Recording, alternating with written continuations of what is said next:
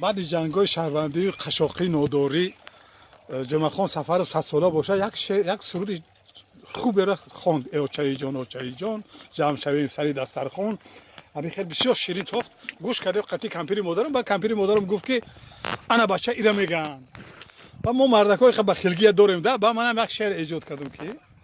اوچای ما احوالی جمعخان خبر نداره و احوالی مدت چه حاله و منم نوشتم اوچای جان کاش که کی نمیزایدیم نمیکردی کلان اوچای جان یک کس نگفت سپیرال بمون اوچای جان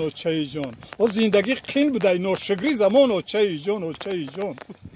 در وقتش کی گفت بندی ازور تسس مون اوچای جان کیف تو کدی در بلا مونده ایمون اوچای جان